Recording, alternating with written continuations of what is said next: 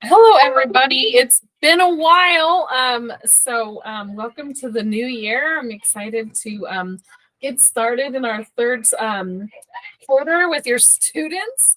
So this quarter, we are going to start doing argumentative writing, which is a type of nonfiction writing. Students have been doing already some nonfiction writing, but usually in response to literature. But now we're going to be focusing on also reading nonfiction. Um, so I'm really excited for that. So this video is for today, Thursday, tomorrow, Friday, and then all of next week, which is the 9th, I believe, through the 13th. So today we sort of got back on track and I welcomed the students back. We talked about break a little bit, and then we also started talking about argumentative writing. So students went through a slide deck and were able to select a topic and practice finding a credible source for something that they're interested in researching. I have up our new agenda slides. I'm going to try these for at least probably this unit. I feel like maybe they're just a little cleaner and easier to read. So hopefully, if don't be shocked by the new look, and hopefully this is easier to read. Again,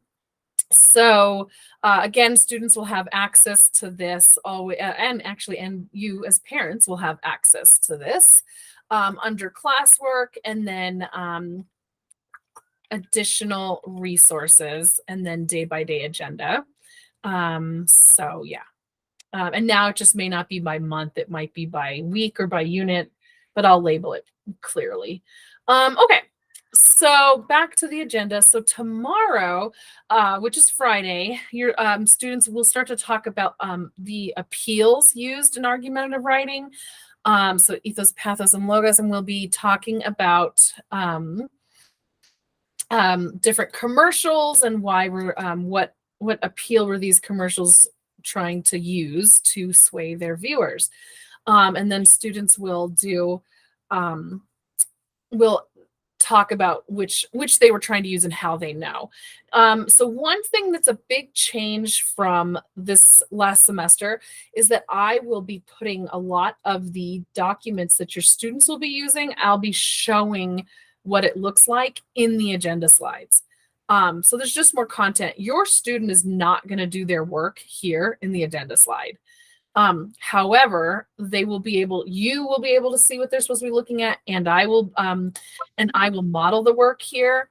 They, though, will have their own resource book, and it'll look a little bit better than the one in the agenda.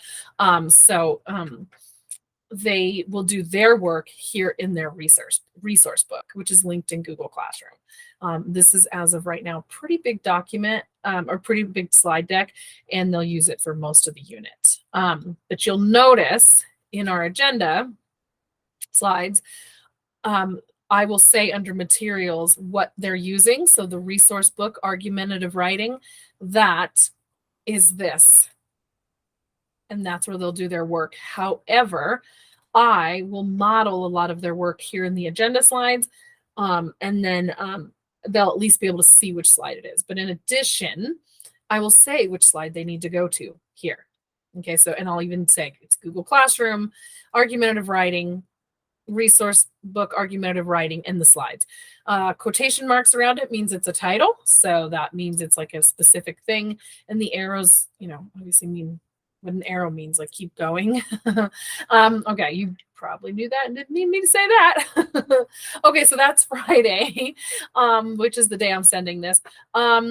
For Monday, students are going to complete a mini lesson. We're going to do some grammar on complex sentences, which is in our standards for 6th grade. But in addition, your students are going to become masters at writing complex sentences, because the way I teach argumentative writing, their thesis statement is a complex sentence, which acknowledges the counterpoint.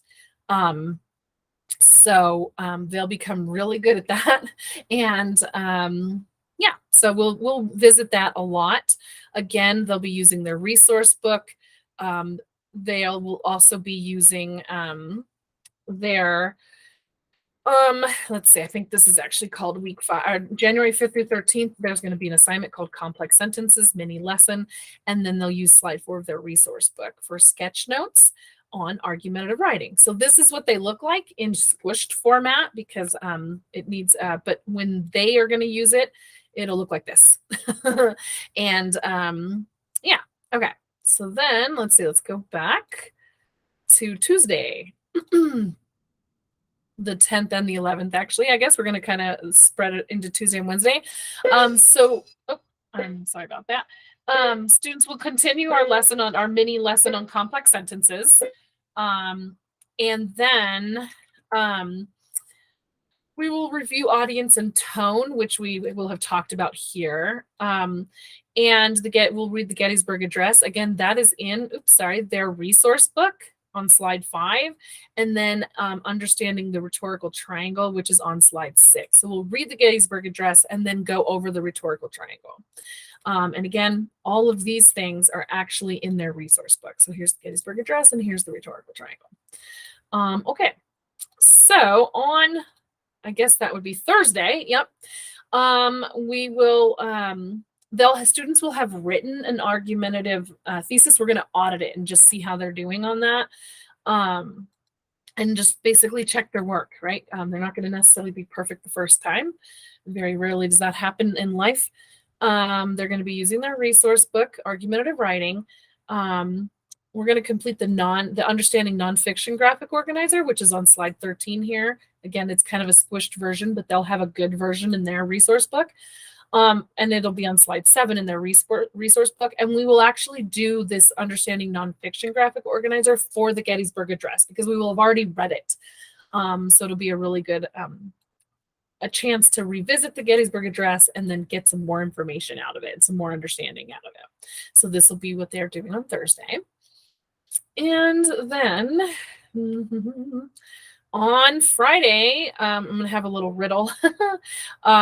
And then students will read The Vanishing Lady, which is about Amelia Earhart. And they're going to write their first SAR, or short answer response. Again, they're going to, all of this will be in Google Classroom. And they're going to be working on thesis and integrating evidence. This is a handout, but it's also on slides 11 through 13 of their resource book. But it's a handout, and it's going to be something they're going to use all through this unit. So they have a copy in their resource book. I'll actually just show you what it looks like. So here's the article we'll be reading, and then here is the thesis and integrating evidence into your argument. And it's this will be an invaluable document. And like I said, they'll have a copy of it. It's actually three pages. Okay.